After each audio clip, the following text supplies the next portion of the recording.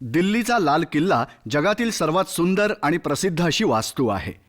हा किल्ला मोगल सम्राट शहाजहानने बांधला, जो त्या काळातील सर्वात श्रीमंत माणूस मानला जायचा.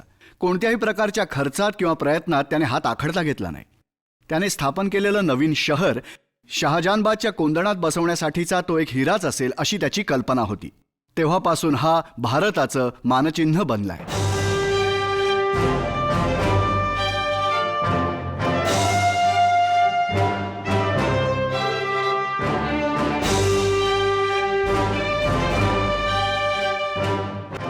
किले मुबारक या नावाने प्रसिद्ध असलेला हा लाल किल्ला शहरामधील छोटं लक्षवेधी शहर होतं. सुंदर मशीद, राजवाडे आणि वास्तूंनी भरलेलं.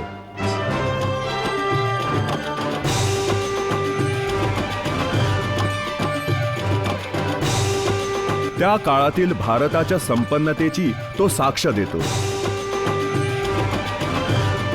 शहाजहान आणि त्याच्या वारसांनी बांधलेल्या वास्तूंपैकी फक्त 1/4 वास्तूच आज आपल्याला पाहायला मिळतात.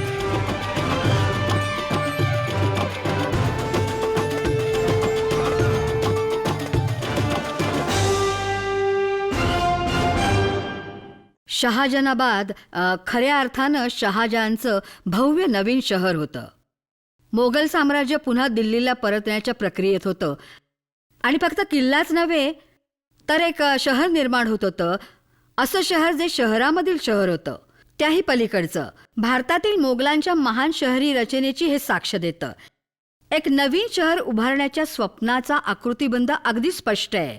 हे अर्थातच दिल्लीच्या बाबतीत हे ऐतिहासिकदृष्ट्या सत्य आहे की प्रत्येक सम्राटाने नवीन शहर बांधलं, पण शहाजहान त्यात सर्वात जास्त टिकून राहिला. सम्राट शहाजहानच्या शासन काळाच्या दरम्यान लाल किल्ला म्हणजे साम्राज्याच्या राजधानीच्या मुकुटातील हिऱ्या समान होता. शहाजहानचा वारस औरंगजेबाने आपल्या आयुष्यातील बराचसा काळ दख्खनेत घालवला. त्याने लाल किल्ल्यात कुठल्याही प्रकारचं महत्त्वाचं योगदान दिलं नाही. त्याच्या मागोमाग सिंहासनावर येणारे मोगल राजे फारच कमकुवत निघाले. शाह आलम किंवा फरखसियर या दोघांकडे लाल किल्ल्याची शान राखण्यासाठी ना संसाधनं होती ना इच्छाशक्ती.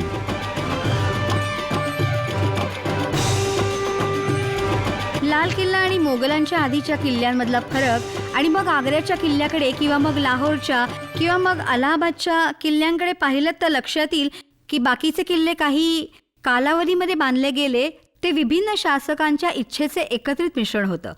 लाल किल्ला हा एक असाच किल्ला आहे ज्याची कल्पना, उभारणी एक स्वतंत्र अस्तित्व म्हणून आणि एकाच वेळी बांधला गेला, ते देखील शहराच्या बरोबरीने हा एक चमत्कारच आहे.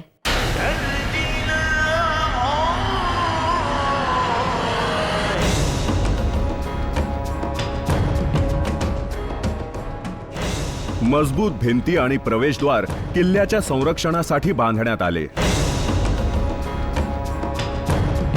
संपूर्ण तटबंदीच्या तिन्ही बाजूने खंदक खणण्यात आले होते आणि चौथ्या बाजूला मात्र हे काम यमुना नदीने पूर्ण केलं.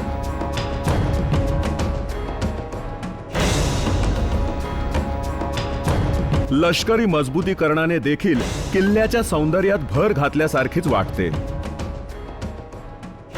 आग्र्याच्या किल्ल्याचा प्रभाव इथे सर्वत्र पाहायला मिळतो. अकबराने जो आग्र्याला किल्ला बांधलाय, जो कोणी त्या किल्ल्यात प्रवेश करेल त्याच्यावर त्याचा दरारा आणि त्याच्या भव्यतेचा परिणाम होतो. पण जेव्हा आपण लाल किल्ल्यात प्रवेश करतो तेव्हा तो दरारा, ती आक्रमकता किंवा अशा वातावरणात जाता जिथे कोणी आपल्यावर दबाव टाकतंय असं अजिबात वाटत नाही.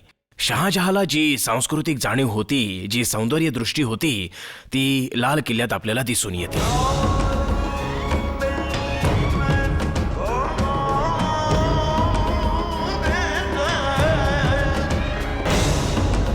दक्षिणेच्या बाजूला दिल्ली गेट आहे. एक गोलाकार मार्ग बाहेरील दरवाजापासून येणारा इथून पुढे आपल्याला आत घेऊन जातो. हे प्रवेशद्वार नाजूक दगडी कोरीव कामाने सुशोभित आहे. एक उंच मनोरा याच्या संरक्षणार्थ आहे. पश्चिमेच्या बाजूला लाहोरी गेट भिंतीच्या बरोबर मध्यावर उभं आहे. हे चांदणी चौकाच्या दिशेने उघडतं, जे शहराचं प्रमुख केंद्र आहे. जुनी चित्र आपल्याला सांगतात की त्या पूर्वीच्या काळात शहर कसं जिवंतपणाने गजबजलेलं होतं.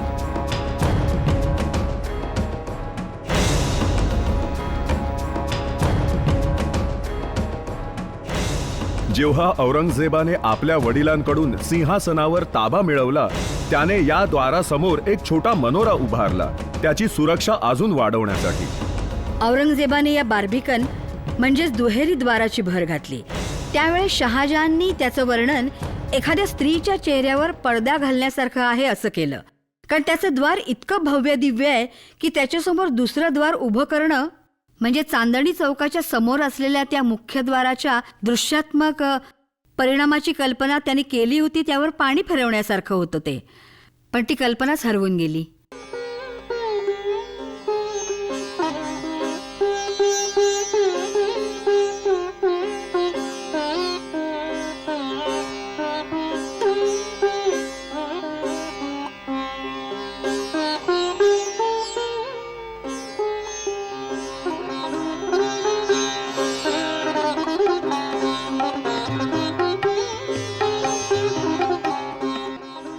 दिवाने आम हे स्तंभांचं दालन आहे, 3 बाजूंनी खुलं असलेलं.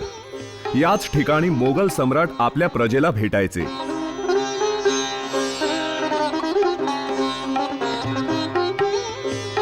सम्राटाचं सिंहासन एका साधारण 10 फूट उंच चौथऱ्यावर होतं.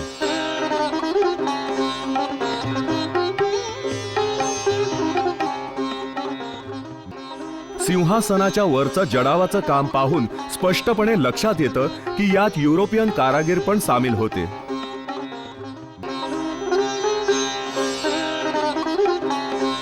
रत्न आणि बहुमूल्य खड्यांचा वापर भिंतीवरच्या जडावाच्या कामात केला गेला आहे. प्राणी आणि पक्षी, त्याच बरोबरीने फुलं देखील, या सर्वांमध्ये मूळ नैसर्गिक रंगाचा वापर करण्याचा प्रयत्न केला गेला आहे.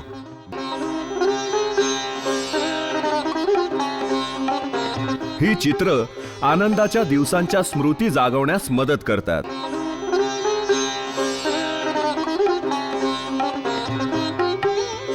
विरोधाभास पहा. ज्या माणसानं हा सुंदर किल्ला उभारला त्याच्याच नशिबात ह्या त्याच्या आवडत्या निवासस्थानात शांतता आणि समाधानाने राहणं नव्हतं किंवा परवानगी नव्हती.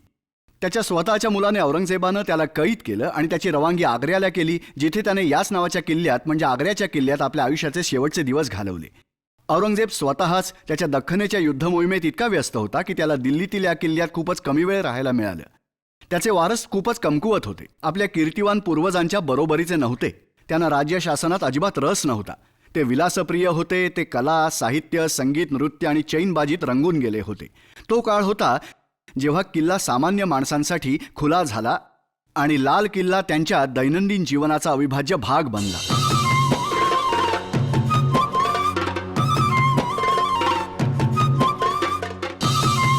दिवाने खास ही ती जागा आहे जिथे राजे आपल्या दरबारी मानकऱ्यांची आणि मंत्र्यांची भेट घ्यायचे.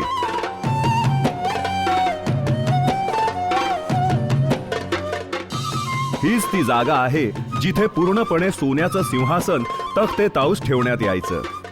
नादिर शहा हा अफगाणी आक्रमक युद्धाची लूट म्हणून ते आपल्या बरोबर घेऊन गेला.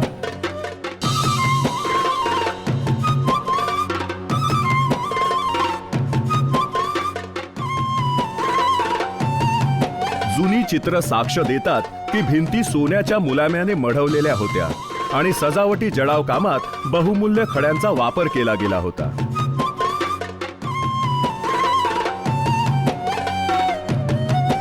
दुहेरी स्तंभांची आणि कमानींची असामान्य प्रमाणबद्धता, एका टोकाला असलेलं सम्राटाचं तख्त, अप्रतिमरित्या रंगवलेलं, सुवर्ण मुलामा असलेलं आणि तो एक संयोग होता अत्यंत उच्च दर्जाचा.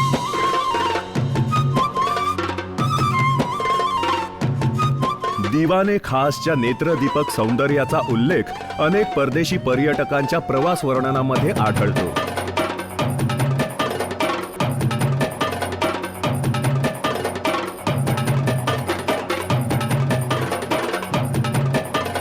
त्यात असंही म्हटलंय की छत चांदीने मढवलं होतं. जेव्हा त्या उधळपट्टी करणाऱ्या राजांनी खजिना रिकामा करून टाकला तेव्हा त्यांना इथली चांदी काढून ती विकणं भाग पडलं.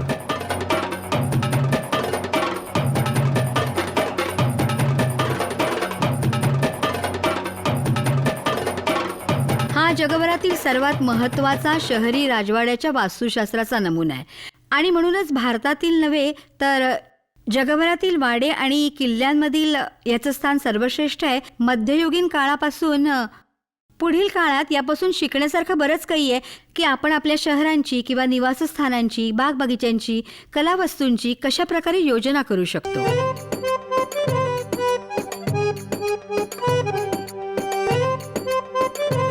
खास महाल एक अत्यंत सुंदर वास्तू आहे. शासकाची प्रतिमा एका न्यायप्रिय न्यायाधीशाची म्हणून दाखवण्यासाठी न्यायाच्या तराजूची प्रतिमा भिंतीवर काढण्यात आली आहे.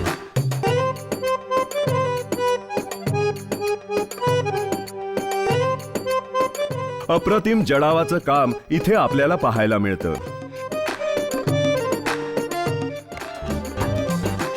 त्यांनी भारतातून कारागीर बोलावल्यामुळे आपल्याला इथे भारतीय कारागिरांनी इस्लामिक वास्तूचं बांधकाम केलेलं दिसतं.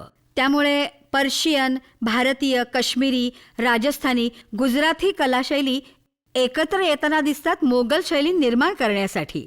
आणि मला वाटतं नेमकं हेच त्याचं महत्त्व आहे आणि खरंच हा एक संयोग होता त्यांच्या या महान कलेला जगभरातून दिल्या गेलेल्या मान्यतेचा. इतकं सगळं ते निर्दोषपणे एकत्र आलं होतं.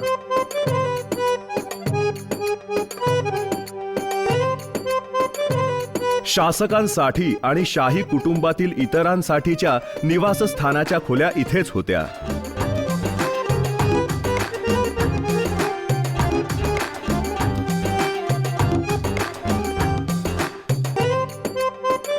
नाजूक दगडी कोरीव काम असलेल्या जाळ्यांचा वापर पडदे म्हणून करण्यात आला.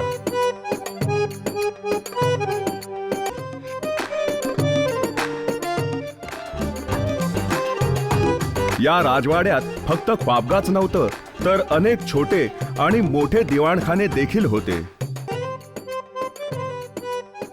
स्टीव्हन ब्लेकच्या कार्यकाळामध्ये शहाजनाबाद शहर म्हणजे मोगल साम्राज्य एका मिनिएचर स्वरूपात होतं. जेव्हा आपण त्याच्याकडे पाहतो तेव्हा असं लक्षात येतं की सम्राटाला त्याचं राज्य कसं असायला हवं होतं आणि त्याला ते कशा प्रकारे चालवायला आवडलं असतं.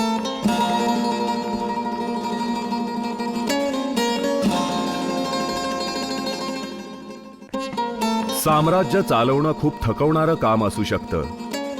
मनोरंजन आणि करमणुकीसाठीची सोय करण्यात आली होती. याची व्यवस्था रंगमहालात केली होती.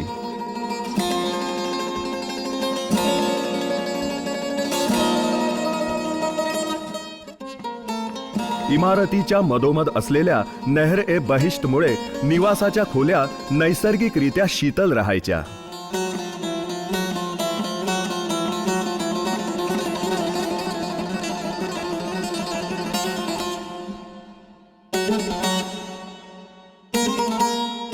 इथे मोठ्या प्रमाणात मनोरंजनाचे महाल आहेत आणि मग आपल्याला स्त्रियांचे जनाना महाल आणि राजवाडे यांना जोडणारे मार्ग पाहायला मिळतात आणि हे जोडले गेलेत नहेरे बहिष्टद्वारे.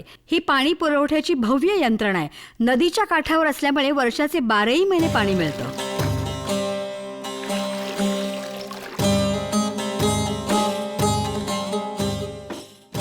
राजवाड्यातील पाण्याचा पुरवठा नहर ए बहिष्टमुळे कुशलतेने सांभाळता यायचा.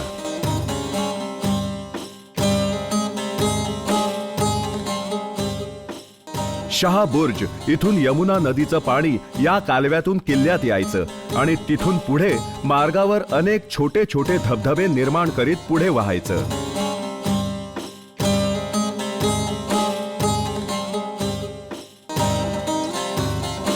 ह्या झऱ्यामुळे इमारतीला फक्त शीतलता मिळायची असं नाही, तर एकूणच वातावरणाच्या सौंदर्यात देखील भर पडायची. इथे या दिवाणे खासच्या भिंतींवर खूपच मार्मिक ओळी अंकित करण्यात आल्या आहेत. पर्शियनमध्ये असं लिहिलंय, अगर फिरदोस बर रुहे जमी असतो हमी अस्त हमी अस्त हमी अस्त. पृथ्वीवरती जर स्वर्ग आहे तर तो इथे आहे, इथे आहे, इथे आहे. ही एक शोकांतिकाच आहे की या लाल किल्ल्यानं स्वर्गाचं सुख पण उपभोगलेलं आहे, त्याचबरोबरीनं नरकाचं दुःख आणि यातना देखील भोगले आहेत. याच ठिकाणी मोगल सम्राटांनी थाटामाटात आणि दिमाखानं राज्य केलं आणि हेच ठिकाण पराजयानंतर उद्ध्वस्तही झालं. याच ठिकाणी नादिर शहा आला, इथूनच मयूर सिंहासन आणि प्रसिद्ध कोहिनूर घेऊन गेला आणि इथे फक्त अवशेष सोडून गेला. असंही म्हटलं जातं की फक्त आक्रमकांनीच या इमारतींची नासधूस केली असं नाही, तर कफल्लक झालेल्या मोगल सम्राटांनी आणि त्यांच्या वंशजांनी देखील या ठिकाणाची दुर्दशा केली.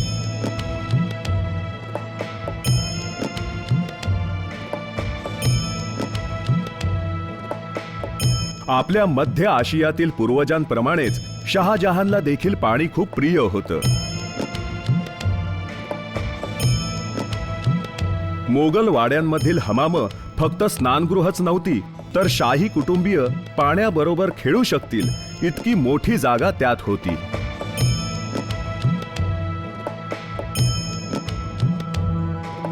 आलिशान स्नानगृह किंवा हमाममध्ये खूपच रंजक पाण्याची यंत्रणा आहे.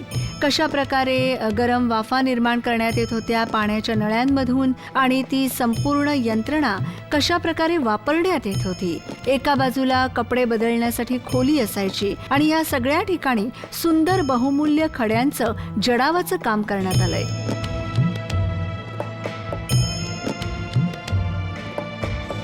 हमामांमध्ये मोठी दालनं होती, दगडी टब आणि मोठे चौथरे होते.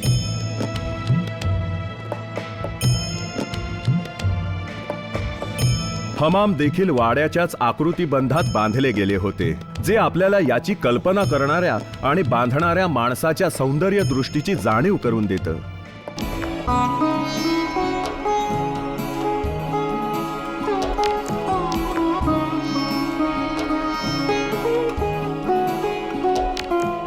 लाल किल्ला आपल्याला आवाराच्या प्रकारांची वर्गवारी सहनमुना दाखवून देतो. इथे बाह्य आणि अंतर्गत जागा खूप छान प्रकारे मिसळून गेल्यात, अगदी एकरूप झालेल्या आहेत. इतक्या की तुम्हाला असंही म्हणता येत नाही की या इथून बाहेरची जागा संपते आणि इथून आतली जागा सुरू होते.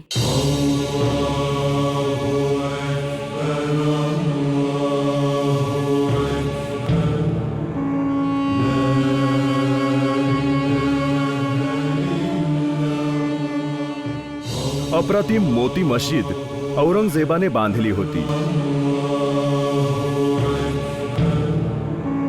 यातील गमतीचा भाग म्हणजे आपल्या वडिलांच्या कुठल्याही गोष्टीच्या विरोधात असलेल्या औरंगजेबाने त्याच्या वडिलांच्या अत्यंत प्रिय असलेल्या पांढऱ्या संगमरवराचा वापर या इमारतीच्या बांधकामासाठी केला होता.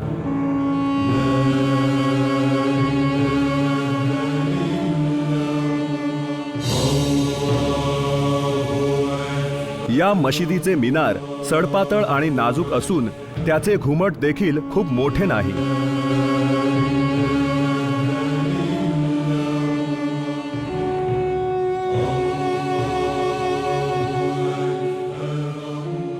आपण जेवढ्या वास्तू आज लाल किल्ल्यामध्ये पाहतो ना, त्या सर्वच मोगलांनी बांधल्या नव्हत्या. अनेक इमारती या बॅरेक्सप्रमाणे 1857 नंतर ब्रिटिशांनी बांधल्या होत्या. 1857 तो काळ आहे जेव्हा स्वातंत्र्य संग्रामाची ठिणगी नुकतीच भारतात पडलेली होती. बहादूर शाह जफर, अखेरचा मोगल सम्राट, जो तेव्हा लाल किल्ल्यात राहत होता, बंडाचं नेतृत्व त्यानं स्वतःकडे घेतलं. ब्रिटिशांनी सुव्यवस्था स्थापन केल्यावर त्याला शिक्षा देऊन त्याची रवानगी बर्मात केली. जफरने तेव्हा काही ओळी लिहिल्या. कितना है बदनसीब जफर दफन के लिए, दो गज जमी भी ना मिली कुए यार में. आणि खरंच त्याला त्याच्या मातृभूमीत पुरण्यासाठी देखील जागा दिली गेली नाही. त्याला कुठेतरी दूर परदेशात चिरनिद्रा घ्यावी लागली. तेव्हापासूनच लाल किल्ला सगळ्या स्वातंत्र्य सैनिकांसाठी स्फूर्तीचा एक स्रोत बनला आहे.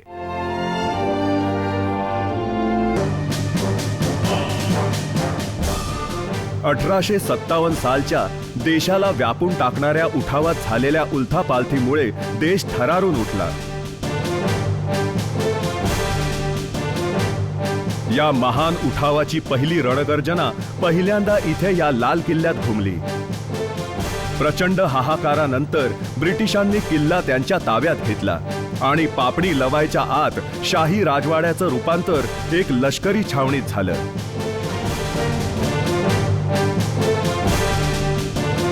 जेव्हा ब्रिटिशांनी गौरवांकित व्यापाऱ्यांचं रूप सोडून साम्राज्य उभारणाऱ्यांचं रूप धारण केलं आणि जेव्हा त्यांनी दिल्लीतील लाल किल्ल्याचा ताबा मिळवला, तर ते शक्ती प्रदर्शन होतं हे जाहीर करायला की पुढील राजे आम्ही आहोत. पण त्यात खूप मोठी हानी झाली. त्यांनी चारबाग नष्ट केली. त्यांनी किल्ल्याचा बराचसा भाग नष्ट केला. दिल्लीच्या या विध्वंसामुळे बरीच लोक दुखावली गेली, कारण इतक्या सुंदर वास्तू आणि परिपूर्ण बगीचे हे सगळंच नष्ट केलं.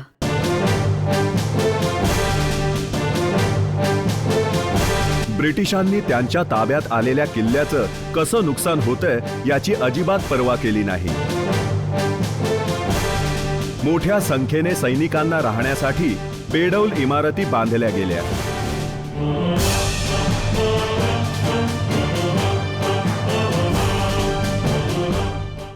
मोगल जरी बाहेरून आले असले तरी अखेरीस ते भारतीय बनले. ते इथला पैसा, महसूल, संपत्ती भारताबाहेर पाठवत नव्हते. ते अनेक धर्मांच्या, अनेक भाषांच्या, अनेक कला प्रकारांच्या वैविध्यपूर्ण भिन्नता असलेल्या वास्तवातील भारतात स्थायिक झाले आणि त्यांना हे सगळं आपलंसं वाटलं. ही एक मोठी गोष्ट आहे. ब्रिटिशांना ते जमलं नाही. ब्रिटिशांच्या बाबतीतील अडचण ही होती की ते भारतीय नव्हते, पण मोगल भारतीय होते.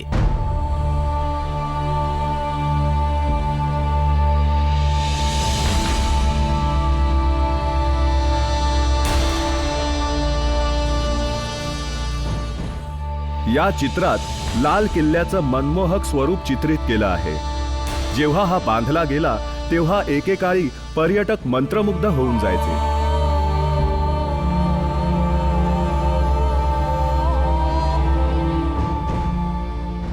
त्यांच्या ताकदीला भविष्यात कोणी आव्हान देऊ नये म्हणून केवळ लोकांवर दहशत बसवण्यासाठी ब्रिटिश सैन्याने याची निर्दयपणे लूटमार केली. सर्वत्र लूटमार होण्याने सुरुवात झाली. सुरुवातीला फक्त काही सैनिकांचे गट होते, पण नंतर मात्र संघटितपणे लूट करण्यात आली. किल्ल्यातील जंगम मालमत्तेची यादी करण्यात आली. मुसम्मन बुर्ज, मोती मशिदीचे सुवर्ण मुलामा असलेले तांब्याचे घुमट, दिवाने खास, खास महल, दिवाने आम, सम्राटाच्या दालनातून जडाव कामातील बहुमोल खडे, हे सगळं काही काढून घेण्यात आलं एक संघटित कामगिरीचा भाग म्हणून. पण किल्ल्यातील वास्तूंच्या भागांच्या विध्वंसांची आज्ञा मात्र प्रत्यक्ष अंमलात आणली गेली 1860. त्यासाठी त्यांनी 3 वर्ष घेतली. याचा अर्थ हे पूर्वनियोजित काम होतं, भावनेच्या भरात घडलेली घटना नव्हती.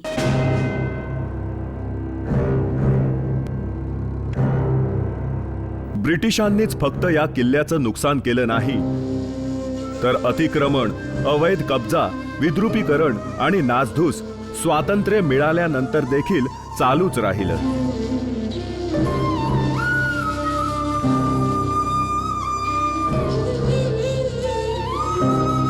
लाल किल्ला कवींना आणि कलाकारांना पिढ्यानपिढ्या प्रेरणा देत आलाय.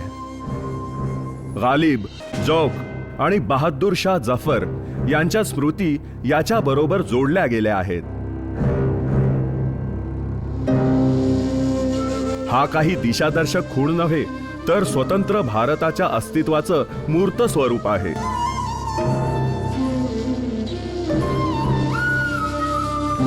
या बहुमोल वारशाचं पुढील पिढ्यांसाठी जतन करणं आपलं सर्वांचं कर्तव्य आहे.